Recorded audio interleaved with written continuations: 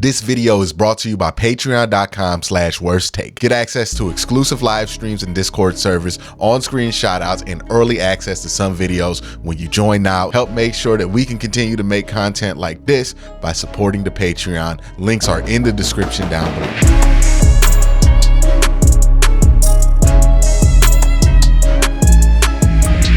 Okay, so the Cavs just won their 50th game of the regular season. They're 50-30. And for all intents and purposes, to be honest with you, the regular season is over for the Cleveland Cavaliers. There is nothing they can gain nor anything that they can lose in the next 2 games that they play. They are locked in at 4. They can't go up to 3. They can't go down to 5. There is literally not a single thing they can gain. I would expect none of the star players to play these last 2 games of the season as the Cavs look to enter the playoffs. Now, it's going to be interesting because I think the timeline for the playoffs is a little bit weird now because of the play-in, right? Because everybody doesn't automatically go to the playoffs. There's this whole play-in thing. So the Cavs do have a game on Thursday, and then they also have a game on Sunday. The NBA regular season ends on the 9th.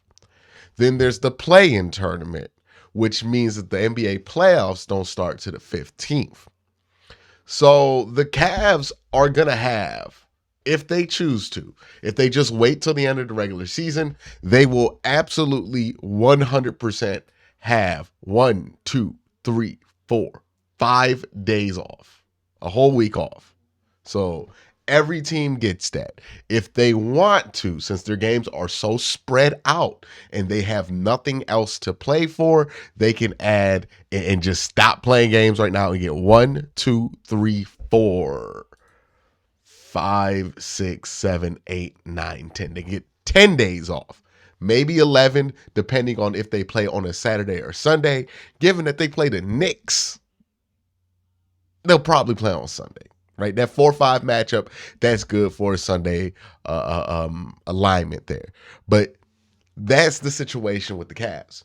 Regular season's done. Like, legitimately, it's done. I could show you the clinch charts, the magic number charts. It's a wrap for the regular season. You can see here, Cavs cannot go up or down. Our opponent does not change. I believe the New York Knicks cannot go anywhere past. Yeah, they can't go anywhere lower than the 5 seed. We're playing the New York Knicks, and if we beat the New York Knicks, we will have the opportunity, after a 7-game series, we'll have an opportunity to play the Milwaukee Bucks versus either the Bulls, Raptors, Hawks, or Heat. The winner of that series, more than likely the Milwaukee Bucks. Now, what are some of the things to be a little worried about going into the playoffs? What are some of the things to be excited about? One of the things to be excited about when you're talking about the Cavs going into the playoffs has been Donovan Mitchell. He's been really, really, really good the last few games. I believe he is on a 4-game, 40-point streak. Yeah. So Donovan Mitchell is only the 4th player in the last 25 seasons to have 4 straight 40-plus point games. He joins James Harden in 2018-19. I believe that was a year that James Harden won the MVP. Russell Westbrook in 16-17. I believe that was the year, or at least the year before Westbrook won the MVP. And then Kobe Bryant 6 different times. Obviously, we're talking about a different level of player there with Kobe, right? But all 3 of those players are MVP players, or at least did it in MVP season or were close to MVP caliber. Donovan Mitchell has scratched his name amongst that brand, but the question is being asked here, or I think the question needs to be answered at least. And this is what some Cavs fans have a little bit of reservations for the playoffs with, is 1, with Donovan Mitchell. We know he's good. We know he is really, really good. We know he's all-star starter good. That is not in question. I don't think anybody who is a respectable person online is actually questioning that about Donovan Mitchell. Nobody's actually saying anything against that. The man literally just put up 40 points 4 times in a row when you need it. But the question is, with Donovan Mitchell against playoff competition, is he somebody who can win you a game because he got hot? Or is he somebody who can put the team on his back? Now, there is a difference, right? A lot of guys can win you a game because they got hot, right? We've seen Boobie Gibson do this. We've seen all types of people. Then there are those players that decide we're not losing, right? And that's where we have to figure out where Donovan Mitchell is on that spectrum. Is he, hey, I could get hot and we can get rolling guy? Because that's more along the line of where Darius Garland is at this point in his career. Darius Garland isn't going to will you to a victory, but Darius Garland can get hot and shoot you to a victory, right? Donovan Mitchell, he has proven that, hey, if he gets hot, he can shoot you to a victory. He's done that before. We know this about him. We're not really projecting like we are with Donovan, not with Donovan, but with Darius Garland. But with Donovan Mitchell, what we don't know and what we're wondering, because he has taken a clear leap. I believe he has had more 40-point games almost in this season than he's had like in like the last 2 years of his career, if not his entire career. Like he's clearly taken a leap from last year to this year. But the question is with Donovan, is that leap so big that he is now somebody who can put the team on his back? Because when you look at the rest of the big players in the East, that question is answered with most of them, right? When you look at Giannis, we have literally seen Giannis put his team on his back, right? We have seen it happen before. When we look at Joel Embiid, not at the same level, not necessarily repeatedly in the playoffs, but we've had games where Joel Embiid decided they weren't going to lose. And even then, that kind of tells you why there's a difference between how we view the Bucks and how we view everybody else. And then the Boston Celtics, I'm not as convinced on Jason Tatum on that level. I think he's a little bit above where we perceive Donovan Mitchell right now, but I don't feel like he's out the reach that Donovan Mitchell can get to where he's at. I really don't, because I don't think he's proven that he's the guy that could put the team on his back, right? Now, there's very few players that can do this. We've really seen Kevin Durant do this, Steph Curry do this, obviously Kobe Bryant, but I'm talking about like active players.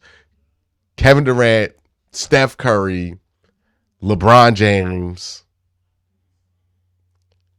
and that's really it. Like Jimmy Butler has had some performances where it felt like he was almost there, but it wasn't overwhelming. Like LeBron in 2018 or KD in 2017 or Steph last year. There's really only been 3 players that have been able to consistently get to that level, but we don't even know if Donovan can kind of hit that level, right? Can he get to that Jason Tatum, Joel Embiid level of, hey, every once in a while I can win you a game because I'm deciding this is what I'm going to do. It's a different level of superstardom, right? We know he's a star, we know he's an all-star, and we know he's a great player, but is he one of the best players in his era? This is where he gets to make that distinction. Now, that might sound ridiculous to some. That might sound ridiculous that I'm questioning it to others. But this is where it gets decided, is in the playoffs. This is where this fate will be decided.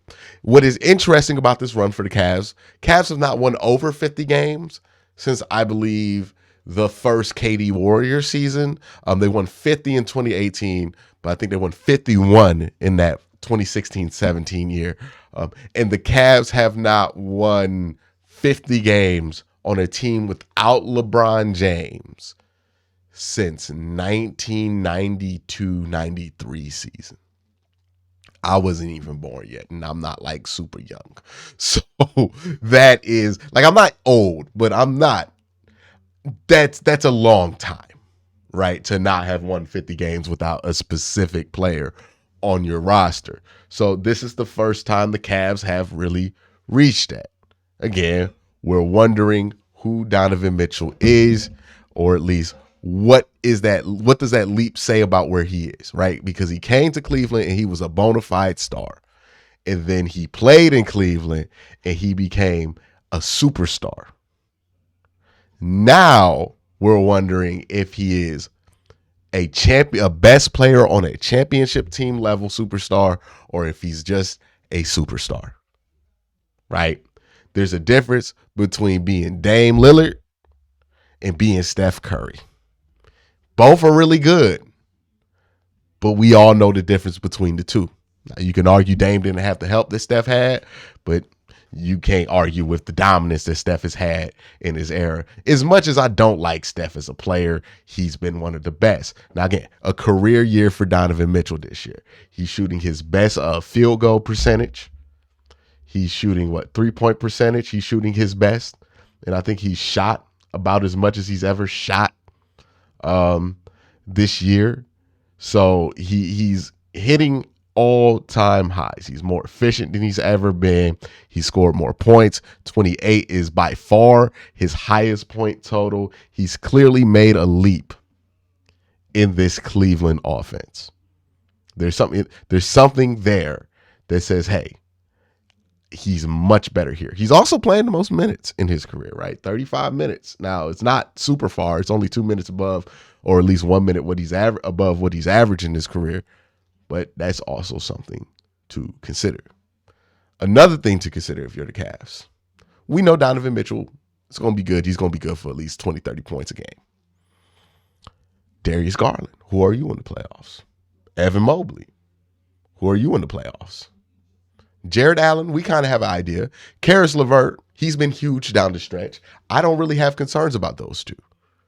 But the young guys, this is what you're in the playoffs for. This is why you traded for Donovan Mitchell, is to give Darius Garland this experience. Now, if Darius Garland stinks in his first playoff series, I'm not going to be tripping about that, because honestly, this playoff series is for him to get that experience. If Evan Mobley struggles in his first playoff series, I'm not going to be tripping off that. This series is for him to make that adjustment. Now, what I want to see is eventually in the series, hey, you can struggle the first couple games, maybe the first 3 games, but eventually you got to figure it out for yourself within the series.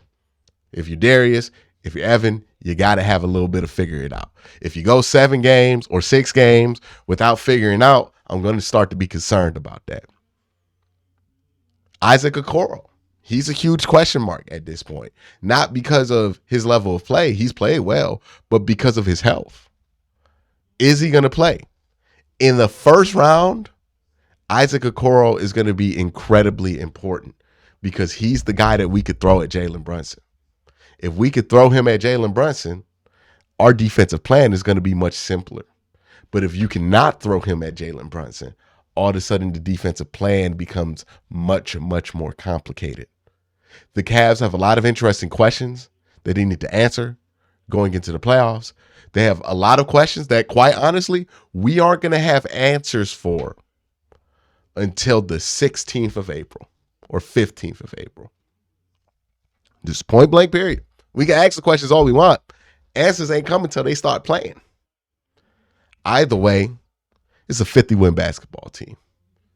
This is real playoff basketball in Cleveland. And this is a completely new era in this city when it comes to basketball. Be excited. Don't be an asshole. Have fun. But that's it for today's video. Let me know what y'all think in the comment section down below. Y'all have a great day. Have a good night.